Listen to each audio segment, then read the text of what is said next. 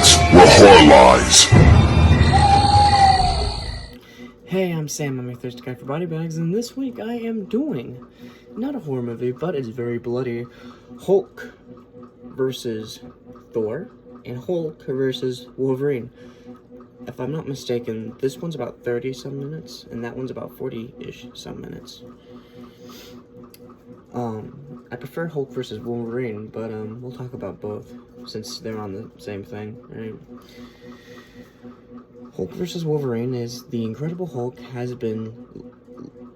What? Tearing. Okay, my bad. I was like, what word is that? The Incredible Hulk has been tearing a line across the Canadian countryside, leaving a swath of destruction in his wake. He must be stopped at all costs, and there's only one man up to do the job. He's the best there is at what he does, and what he does isn't very nice. He's Wolverine. And then Hulk versus Thor. With the forces protecting Asgard at their weakest, Loki the trickster seizes the opportunity to destroy his cursed stepbrother Thor once and for all.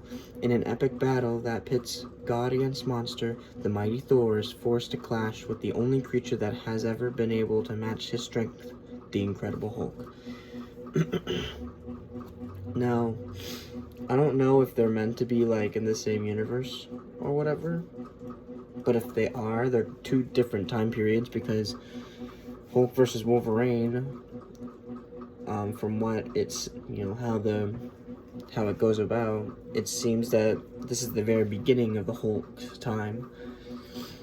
And then Hulk versus Thor, it seems to be a bit later, because, well, I guess the biggest thing is that in the first, Hulk versus Wolverine, he has short hair, but in Hulk vs. Thor, he has rather, not long hair, but he has longer hair. You could probably tell a bit here. It's a little difficult, but this is him in Thor, and if you could kind of see him, that's him in a Wolverine. You could tell he has shorter hair, and you could tell in here he has longer hair. Now you may be asking, Sam, why'd you pick this movie? Great question. A couple of things. One, it was pretty bloody. I thought maybe some horror fans would like to taste a cartoon that, maybe the kiddos could watch too, right? Maybe introduce them to something really cool. Or at least, something they'll think is really cool anyway. But I guess the biggest thing was, I realized something as I was revisiting this some time ago. That being one of my favorite video games out there, Call of Duty Black Ops, and I like playing and revisiting the zombies storyline. So like World at War, Black Ops 1, Black Ops 2, Black Ops 3, Black Ops 4, that whole storyline for zombies. I'm a huge fan of it. I love it, and I honestly would love to review it, but it's not a movie, so good luck, I guess. Maybe that's something I do on my own channel. But I realized that, so in the games, there's like 3 groups you primarily play as. There's Ultimus, who's the group you play as in World at War and Black Ops 1, in bits of Black Ops 3. And there's Primus, who you play as at the very end of Black Ops 2 and Black Ops 3 and Black Ops 4. And Victus, who's only Black Ops 2 and 1 map in Black Ops 4.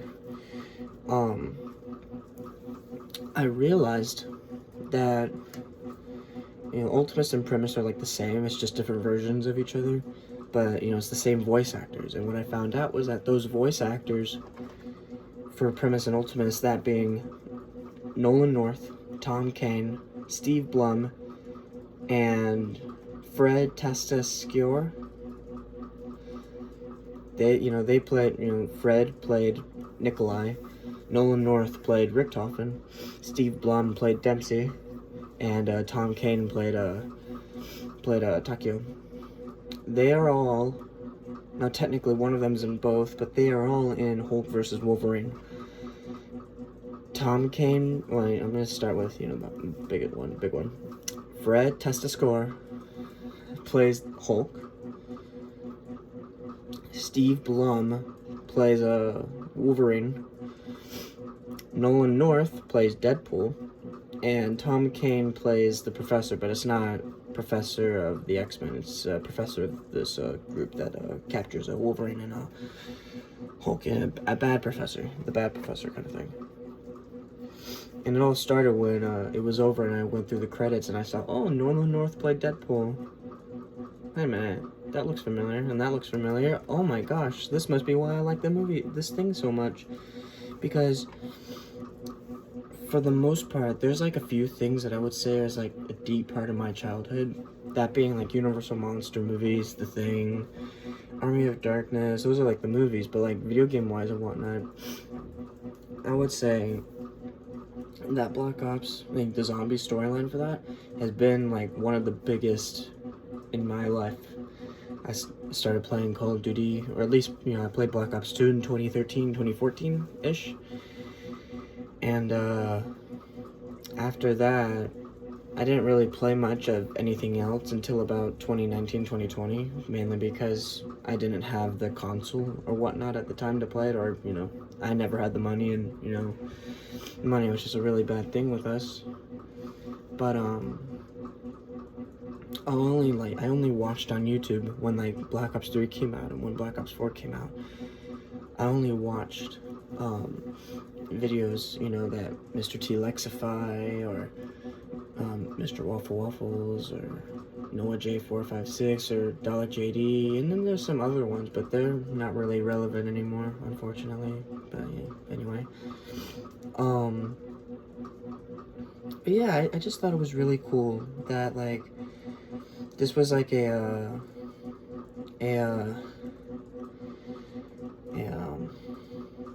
what's it called? It starts with a C. Yeah.